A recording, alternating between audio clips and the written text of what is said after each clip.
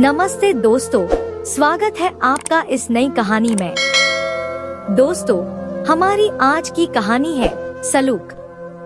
दोस्तों, मैं आंखों में आंसू लिए खामोशी से अपने कमरे में बैठी थी। मेरा दिल किसी अनदेखे बोझ तले दबा हुआ था और मैं बस अब अपनी जिंदगी को खत्म करने की ख्वाहिश रखती थी। जब जिंदगी में खुशियाँ ना हो तो शायद नाउमीदी इसी तरह डेरा डालती है। इंसान को खुदकुशी जैसा अमल भी आसान नजर आता है। कुछ ऐसा ही हाल मेरा भी हो चुका था। मुझे बार बार ऐसे ख्याल आने लगे थे कि मैं अपनी जान दे दूं या फिर सब कुछ छोड़कर किसी दूर वीराने में चली जाऊं। अपने ख्यालों से तंग आकर मैंने अपनी आंखें बंद की और बिस्तर से टेक लगा ली। कुछ ही देर गुजरी थी कि मम्मी की कड़क आवाज से मेरी आंख खुली। वो मेरे सर पर खड़ी थी, कह रही थी, तेरे पापा आने वाले हैं, जल्दी से चाय बना और साथ में रात के खाने की तैयारी शुरू कर दे। मम्मी को ना मेरे आंसुओं की परवाह थी और ना मेरी वीरान जिंदगी की। ऐसा लगता ही नहीं था जैसे वो मेरी सगी माँ हो। उनके लिए मेरी हैसियत सिर्फ नौकरानी जैसी थी। कम से कम मुझे तो ऐसा ही लगता था। मम्मी के जाने के बाद मजबूरन में उठकर खड़ी हुई, किचन में जाकर कामों में लग गई। कुछ ही देर बाद मुझे पास की आवाज सुनाई दी। वो मम्मी के साथ बातों में लगे थे और मम्मी किसी नई नवेली दुल्हन की तरह पापा की हर बात पर खिलखिला रही थी। और इसी बात ने एक दफा फिर मेरा दिल जलाकर राख कर दिया। मम्मी खुद को अभी तक नई नवेली दुल्हन समझती थी और पापा के आने के वक्त सज संवर के बैठ जाती। सारा वक्त पापा के आगे पीछे घूमती और उसका सारा ध्यान पास की तरफ रहती। मेरी तो उसे जरा बराबर भी फिक्र नहीं थी। ना इस बात का एहसास था कि मैं अब 28 साल की हो चुकी हूँ और मम्मी की ये सब हरकतें मेरी नजरों में उन्हें और गिरा देती है। जब मम्मी ने मेरे सगे बाप को छोड़ा था और दूसरी शादी की थी, उस दिन से ही मैं अपनी मम्मी को कुछ खास पसंद नहीं करती थी और हर गुजरते साल के साथ मुझे अपनी मम्मी से नफरत होती चली गई। अक्सर मैं सोचती थी कि मेरे सगे बाप में ऐसी कौन सी बुराई थी जो मेरी माँ ने उसे छोड़कर दूसरी शादी की। हमारे घर के हालात भी अच्छे थे, कोई लड़ाई झगड़ा भी नहीं था। पापा तो मम्मी से बहुत मोहब्बत करते थे, उनका बहुत ख्याल भी रखते थे, लेकिन फिर भी पता नहीं क्यों मम्मी ने उन्हें छोड़ दिया। बहुत दफा मैंने इस सवाल का जवाब जानने की कोशिश की, लेकिन मुझे कभी जवाब नहीं मिल सका। आज इतने सालों बाद भी मुझे यह बात बिल्कुल मालूम नहीं थी कि मेरी माँ ने मेरे सगे बाप को क्यों छोड़ा। क्यों मेरा हाथ पकड़कर रात के अंधेरे में वह उस घर से निकल आई जहाँ मैंने अपनी जिंदगी के बहुत खूबसूरत साल गुजारे थे। मेरे घर में मेरा बाप और दादी रहते थे। मेरी माँ ने उन्हें बताए बगैर रात की वीरानी में घर छोड़ दिया और हम यहाँ चले आए। दोस्तों, जब मैं इस जगह पहुँची तो सिर्फ 8 साल की थी। मुझे यह जगह बिल्कुल भी पसंद नहीं आई थी। मेरा घर बहुत खूबसूरत और साफ सुथरा था, जबकि यह घर न सिर्फ छोटा था बल्कि यहाँ का माहौल भी कुछ अजीब सा था।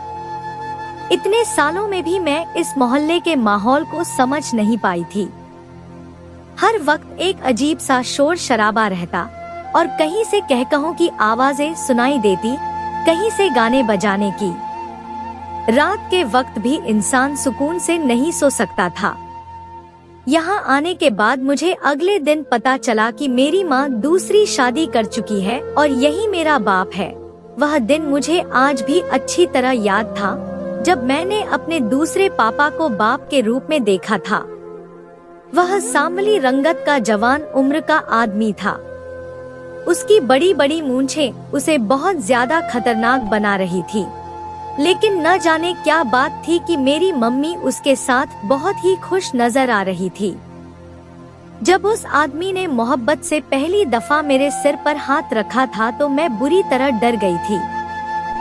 मेरी इस हरकत पर मम्मी ने मुझे बहुत बातें सुनाई थी और फिर मुझे डरा कर यह बात कही थी कि अब मैं कभी अपने पहले बाप का नाम ना लूं और ना ही उस घर का जिक्र करूं। अब यही मेरी दुनिया है और यही मेरा घर है। आहिस्ता आहिस्ता मेरी माँ ने मुझे इस बात के लिए भी मजबूर किया कि मैं अपने सौतेले बाप को सगे बाप का दर्जा दूं। मेरा सौतेला बाप मेरे साथ अच्छा ही था। उसने कभी कोई बुरा सलूक नहीं किया था, बल्कि मेरा ख्याल ही रखता था। लेकिन फिर भी मैं उसे अपने सगे बाप की जगह नहीं दे पाई थी, क्योंकि मुझे अपने सगे बाप से बेइंतहा मोहब्बत थी। मेरे सगे बाप ने मुझे किसी रानी की तरह बड़ा किया था। जो 8 साल मैंने अपने बाप के साथ गुजारे थे, वो अभी तक मेरी याददाश्त में थे। हर वह लम्हा जो मेरा इस घर में गुजरा था, वह बहुत खूबसूरत और कीमती था। उस घर का माहौल, वहाँ की बात ही अलग थी। यह जगह तो मुझे कचरे का ढेर मालूम होती थी। यहाँ आने के बाद मम्मी ने मेरे घर से बाहर निकलने और दरवाजे पर खड़े होने पर भी पाबंदी लगा दी थी। मैं हर वक्त घर की चारदीवारी में कैद रहती। मम्मी मुझे तेज आवाज में बात भी ना करने देती, जैसे मैं किसी कैदखाने में हूँ। यहाँ तक कि मेरी पढ़ाई भी छूट गई थी और इस बात का मुझे बहुत अफसोस था। कभी कभार हमारे घर में कुछ अलग अलग किस्म के आदमी आते थे और वो ड्राइंग रूम में बैठकर घंटों मम्मी से बातें करते। उनके आते ही मम्मी मुझे कमरे में बंद करके बाहर से कुंडी लगा दिया करती थी। बहुत दफा मैंने मम्मी से पूछा कि ये कौन लोग हैं। मम्मी हर बार यही कहती कि ये तेरे पापा के दोस्त हैं। लेकिन हैरत की बात यह थी कि वो लोग उस वक्त आते थे जब मेरा सौतेला बाप घर पर मौजूद भी नहीं होता था। धीरे धीरे मम्मी की हरकतें मुझे बहुत ही अजीब लगने लगी। फिर जब मेरी माँ मुझसे लापरवाह हुई तो मुझे अपना सौतेला बाप खुद ब खुद बुरा लगने लगा। वक्त गुजरने के साथ मुझे अंदाजा हुआ कि मेरी मम्मी ने इस शख्स की खातिर मेरे सगे बाप का घर छोड़ा था। अगर मेरी माँ को इस शख्स का आसरा ना होता तो शायद वो कभी रात के अंधेरे में अपने घर की दहलीज न लांघती और हम आज भी मेरे सगे बाप के साथ एक अच्छी और खुशगवार जिंदगी गुजार रहे होते। दोस्तों, और इस आग में और तेल उस वक्त पड़ा जब मेरी माँ ने 18 साल की उम्र में मेरे पहले रिश्ते को यह कहकर इनकार कर दिया कि वह मेरी शादी नहीं करना चाहती। यह बात मैंने खुद अपने कानों से सुनी थी।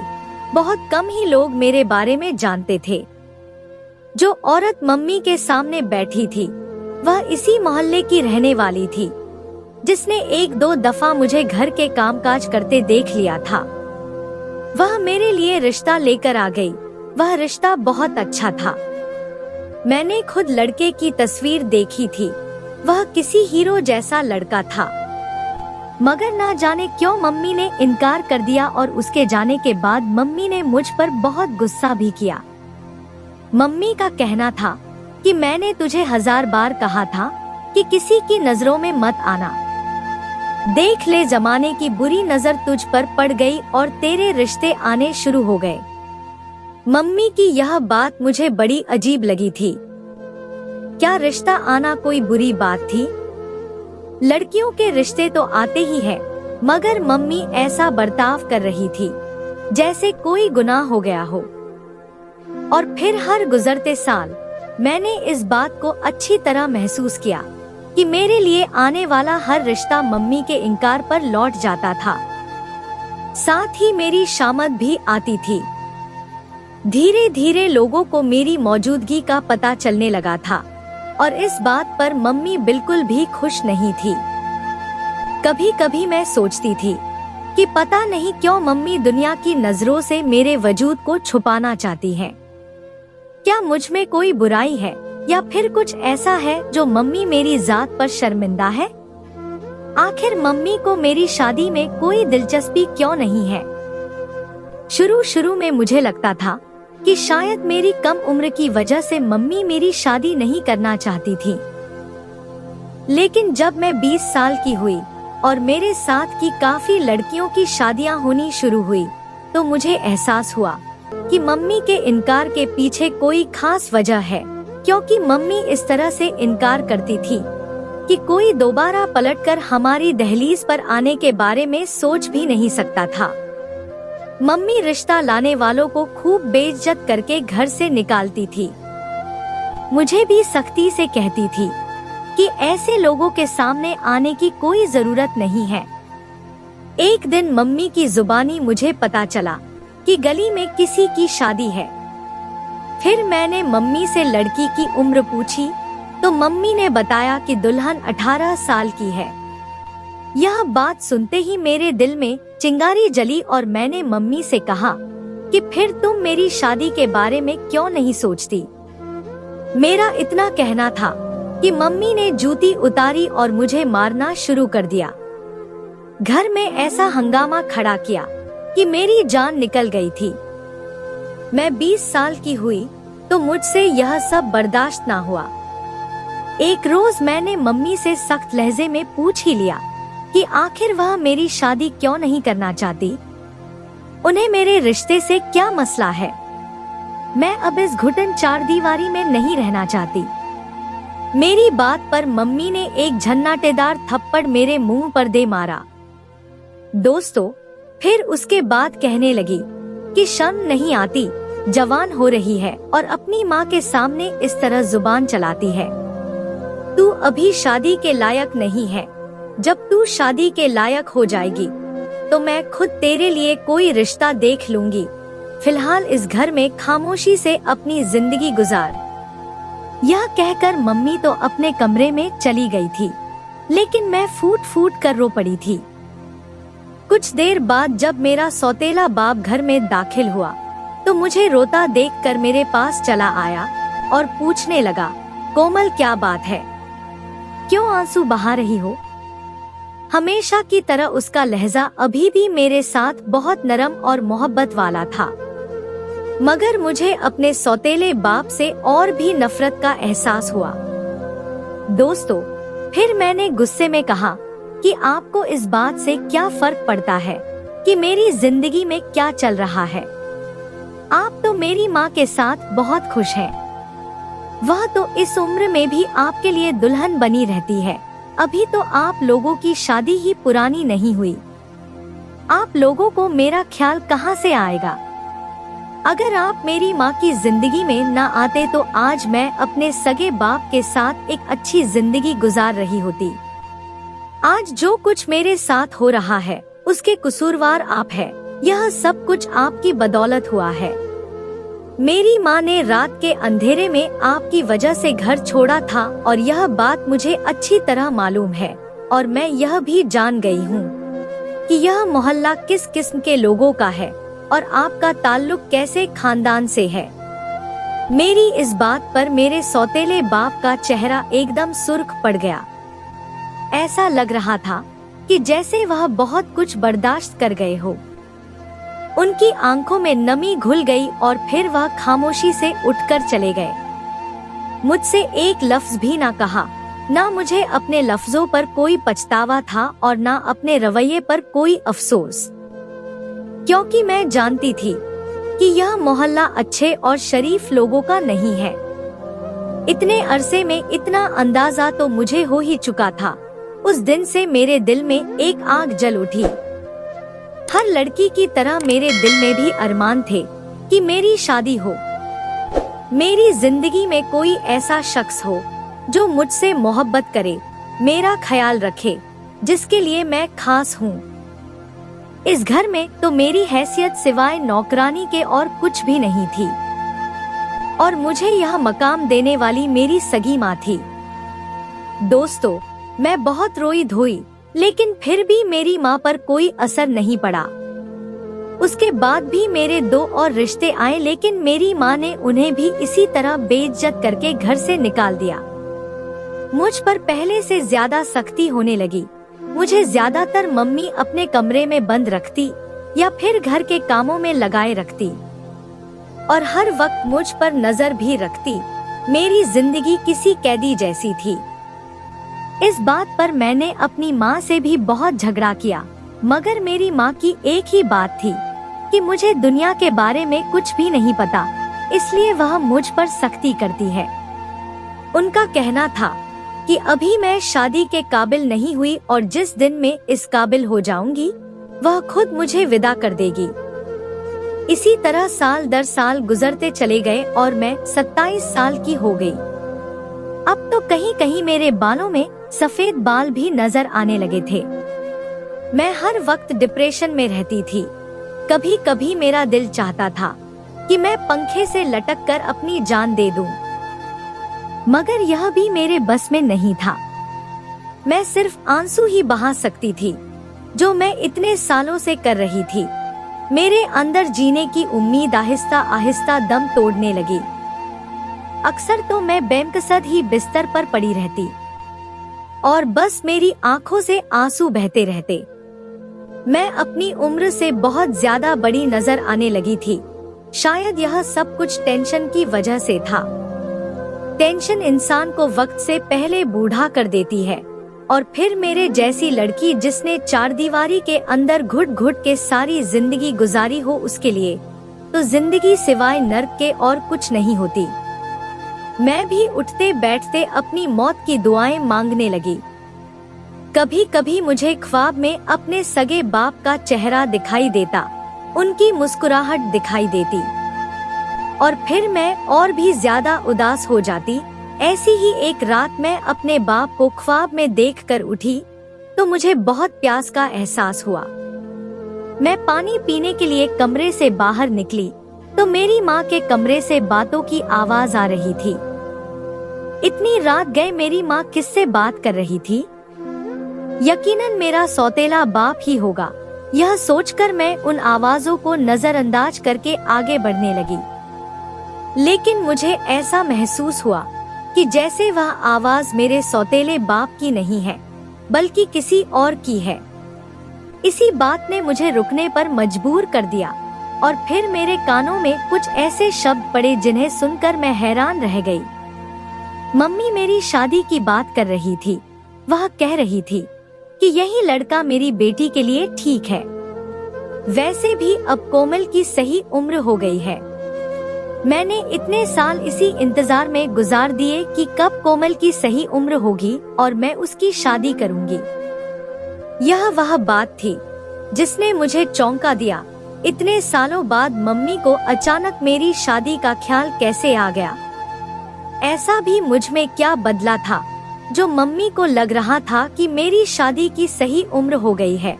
और रात के इस पहर मम्मी के साथ कमरे में कौन मौजूद था जिससे मम्मी मेरी शादी की बात कर रही थी?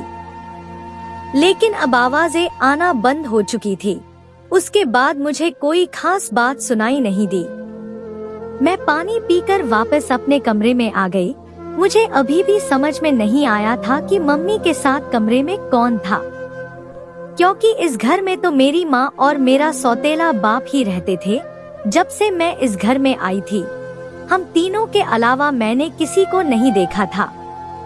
मुझे तो घर से बाहर जाने की भी इजाजत नहीं थी।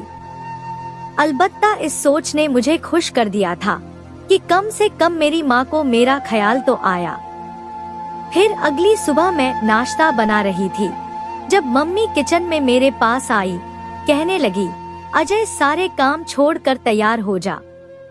तुझे बहुत शौक है ना शादी करने का, यूँ समझ ले कि आज तेरी शादी है। मम्मी की बात सुनकर मैं हैरान रह गई। फिर रात वाली बात मुझे याद आई। मैंने मम्मी से पूछा कि इतनी अचानक मेरी शादी कैसे हो रही है और किससे हो रही है। मम्मी कहने लगी, अब इतने सवाल जवाब करने की जरूरत नहीं है। शादी से पहले मैं तेरा चेकअप करवाऊंगी, तुझे लेडी डॉक्टर के पास लेकर जाऊंगी और फिर कुछ घंटों बाद तेरी शादी हो जाएगी। मैंने तेरे लिए तेरे मुताबिक लड़का ढूंढना है, इसीलिए तो इतने साल इंतजार किया था ताकि तुझे खूब धूमधाम से विदा करूं।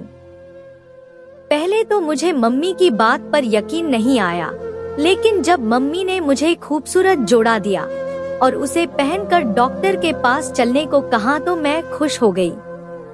मैंने मम्मी से पूछा कि क्या चेकअप करवाना जरूरी है, तो मम्मी कहने लगी कि शादी के बाद बहुत से मसले हो जाते हैं, बेहतर यह है कि शादी से पहले सारे टेस्ट करवा लिए जाएं, ताकि बाद में कोई मसला ना बने। मैंने खुशी खुशी मम्मी का दिया जोड़ा पहन लिया, उनके साथ घर से निकल गई। मेरी जिंदगी बदलने वाली है, मैं यह सोचकर इतना खुश थी कि अतीत की सारी बातों को भूल गई। मुझे तो यह भी याद नहीं रहा कि मेरी माँ इतने साल से मुझसे लापरवाह रही। उसे कब मेरे वजूद की फिक्र थी। अगर उस वक्त मुझे कुछ समझ आ रहा था तो वह यह था कि अब मैं शादी करके इस जगह से दूर चली जाऊंगी। मेरा अपना घर होगा, अपनी जिंदगी होगी, मुझ पर कोई रोक टोक करने वाला नहीं होगा।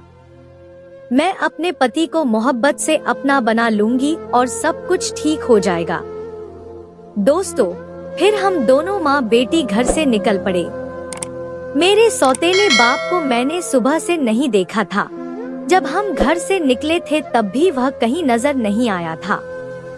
मुझे लगा कि शायद हम डॉक्टर के पास जा रहे हैं, इसलिए मम्मी ने पापा को साथ नहीं लिया। मम्मी ने गली के कोने से रिक्शा लिया और हम दोनों उसमें बैठकर बहुत दूर का सफर तय करने के बाद एक छोटे से क्लिनिक के आगे रिक्शा रुका। मम्मी ने उसे पैसे दिए, फिर मेरा हाथ पकड़कर क्लिनिक में दाखिल हो गई। वहाँ एक लेडी डॉक्टर पहले से बैठी हुई थी और हैरत की बात थी कि पूरे क्लिनिक में और कोई भी मरीज नहीं था। फिर मैंने मम्मी से पूछा कि यह जगह इतनी वीरान क्यों है, तो मम्मी कहने लगी कि क्लिनिक अभी खुला है, मरीज जरा देर से आते हैं। मैं तुझे जल्दी ले आई थी ताकि शाम से पहले हम फ्री हो जाएं। डॉक्टर ने मुझे एक तरफ बिठा दिया। खुद मम्मी से न जाने क्या बात की कि मम्मी ने मुझे एक स्ट्रेचर पर लेटने के लिए कहा और फिर सख्ती से कहने लगी कि अब 5 घंटे से पहले अपनी आंखें ना खोलना। डॉक्टर तुम्हारा ना सिर्फ चेकअप कर रही है, बल्कि गोरा होने की दवा भी लगा रही है। अगर तुमने आंखें खोली तो तुम हमेशा के लिए अंधी हो जाओगी। तुम्हारे मुंह पर कोई लेप लगाया जाएगा जिससे आंखें खराब होने का डर होता है। यह सुनकर मैं घबरा गई। मम्मी से कहा कि मेरा रंग तो काफी बेहतर है, फिर इस सब की क्या जरूरत है। दोस्तों, फिर मम्मी कहने लगी कि शादी से पहले लड़कियों को बहुत कुछ करवाना पड़ता है। मैं तुझे मामूली पार्लर में नहीं लेकर गई, बल्कि सीधा एक अच्छी डॉक्टर के पास लेकर आई हूँ, ताकि एक ही दफा में तेरी रंगत निखर जाए। मम्मी की बात सुनकर मैं खामोश हो गई। मैं दिन में 4 दफा आईना देखती थी और यह बात अच्छी तरह मालूम थी कि हालात ने मुझे किस तरह मुरझा कर रख दिया था। मेरी स्किन बहुत ज्यादा खराब हो चुकी थी, आंखों के नीचे डार्क सर्कल थे। शायद इसीलिए मेरा ट्रीटमेंट करवाना मम्मी ने जरूरी समझा। मैंने आंखें बंद की तो डॉक्टर ने एक पट्टी मेरी आंखों पर बांध दी, फिर मेरे होठों पर भी एक टेप लगा दिया। फिर हर तरफ खामोशी हो गई। मैं स्ट्रेचर पर लेटी थी और मुझे स्ट्रेचर से बांध दिया गया था। मैं हिल डुल भी नहीं सकती थी। काफी देर ऐसे गुजर गई।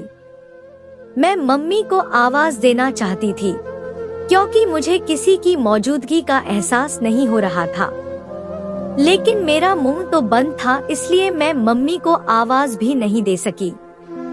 मेरा दिल बुरी तरह घबराने लगा। मैं 5 घंटे इस तरह कैसे गुजार सकती थी, लेकिन मेरे पास इसके सिवा और कोई ऑप्शन भी नहीं था।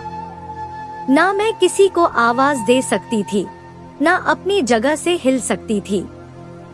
दोस्तों, धीरे धीरे वक्त गुजर रहा था और तकरीबन पूरे 5 घंटे के बाद मुझे अपने करीब किसी की मौजूदगी का एहसास हुआ और फिर मेरी आंखों और मुंह को खोल दिया गया। वहीं डॉक्टरनी मेरे सामने खड़ी थी और मुस्कुरा के कह रही थी। कहने लगी, मैंने आपको पूरी तरह बदल दिया है, अब आप खुद भी आईना देखेंगी तो हैरान रह जाएंगी। मैंने आईना देखा तो वाकई में खूबसूरत लग रही थी। फिर मम्मी मुझे घर वापस लाई और मेरा शादी दिया गया। मेरी शादी किसके साथ हुई थी मैं नहीं जानती थी, बस मैंने खुशी खुशी शादी कर लिया कि कम से कम इस जगह से तो मेरी जान छूटेगी। फिर 2 औरतें मुझे अपने साथ विदा करवा के ले गईं। वह एक बड़ा सा घर था जहां एक कमरे में मुझे बिठा दिया गया। कुछ देर बाद जब मेरा पति कमरे में आया तो मैं हैरान रह गई। वह बहुत खूबसूरत सा लड़का था, लेकिन उसकी अगली हरकत ने मुझे डर कर दिया, क्योंकि उसने एक गुलदान उठाकर जोर से मेरे सर पर मारा। मुझे कुछ समझ नहीं आई और फिर वह जोर जोर से हंसने लगा। कुछ देर गुजरी तो मुझे अंदाजा हुआ कि वह एक पागल आदमी है, क्योंकि कभी वह मेरे जेवरात खींचता, कभी कमरे का सामान तोड़ने लगता। मैं हक्का बक्का सी एक कोने में खड़ी थी जब इस शोर शराबे पर एक औरत अंदर आई। फिर उसने मुझे बताया कि वह मेरी सास है और उसका बेटा पागल है। डॉक्टर ने कहा था कि अगर उसकी शादी हो जाएगी तो यह ठीक हो जाएगा, इसलिए उसने अपने बेटे की शादी मुझसे करवाई। और हैरत का पहाड़ मुझ पर उस वक्त टूटा जब मुझे पता चला कि मेरी माँ इस बात को जानती थी और उसने पैसों के बदले में मेरी शादी करवाई है। मैं एक मुसीबत में से निकलकर दूसरी मुसीबत में फंस गई थी और मैं यह सोच भी नहीं सकती थी कि मेरी सगी माँ मेरे साथ इतना बुरा करेगी। कुछ बेवकूफी मेरी भी थी। मैंने आंखें बंद करके अपनी उस माँ पर भरोसा किया जिसने सारी जिंदगी कभी मेरी फिक्र नहीं की थी। मेरी आंखों में आंसू आ रहे थे। दोस्तों, फिर मेरी सास कहने लगी, मेरा बेटा हमेशा से पागल नहीं था, बल्कि अपने बाप की मौत पर इसकी हालत ऐसी हुई है। अगर तुम इसे थोड़ी सी मोहब्बत दोगी तो यह बिल्कुल ठीक हो जाएगा। उनकी बात सुनकर मैं खामोश हो गई।